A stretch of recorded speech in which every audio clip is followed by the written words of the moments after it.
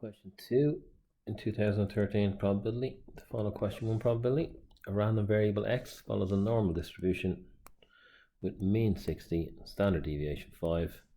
Find the probability that x is less than or equal to 68. So we have a standard curve. We have a mean of 60 in the middle. We're looking for 68, so somewhere over here.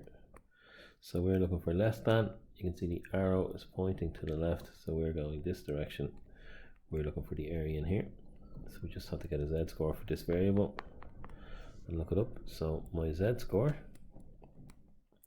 is equal to x, my test statistics, minus the average divided by my standard deviation.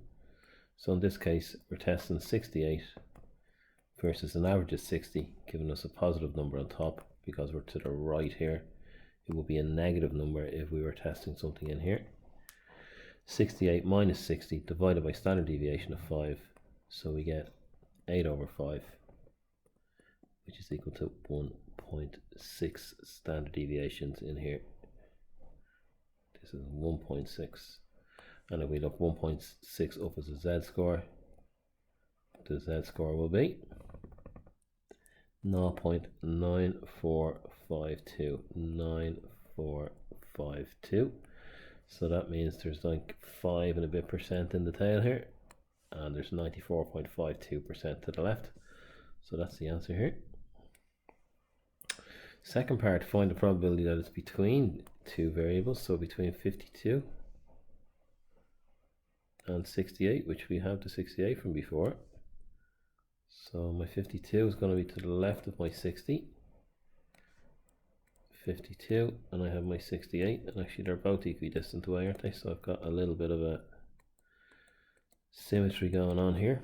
So could we work this out without actually going to the z-score tables? Well, let's have a look. If from this point back is 94%, I'm going to color in a different color just so we can see here. What can we say is in green here? Well, if it's 94% back from here, it's 50% on the left of the middle. So this has to be 0.9452 minus 0.5 is going to give me the green bit, which is 0.4452. I'm putting the multiplying before. And if I multiply by 2, I'm going to get both of those bits. 88, 104 is 89.04. 0.8904 should be in the middle there, those two.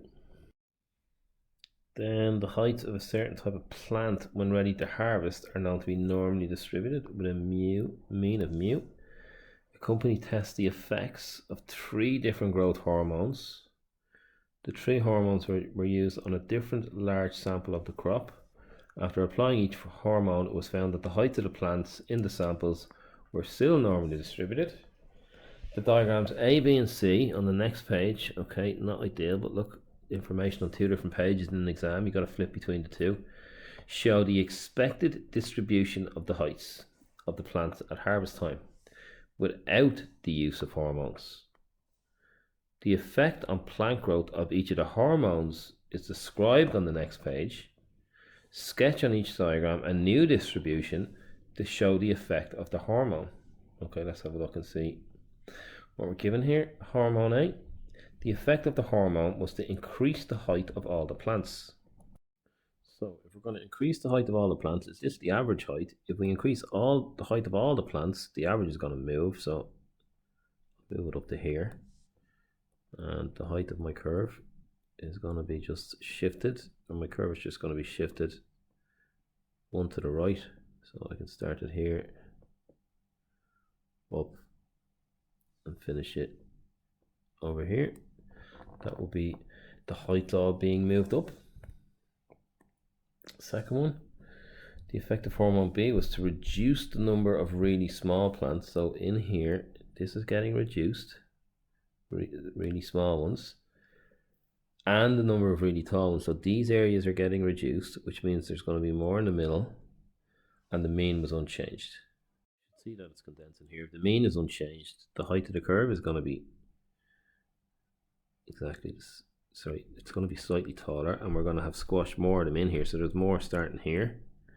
So it's going to be more like up and a bit steeper. There's going to be more in the middle of this diagram, and it's going to be moving in a bit. Got that about right. So from about there to there. Mean is unchanged, so the mean is still here. It's just there's more of them in the middle because we squashed them in from this side, from the outliers, and from this side. And then hormone C, increase the number of small plants. So this guy is going to increase, and the number of tall plants, this guy has to increase. So what's going to happen to the middle bit is going to come down, isn't it? So there's going to be less in the middle. So if there's less in the middle, there's more here. So this line is going to go up this way a little bit. So there's going to be more there.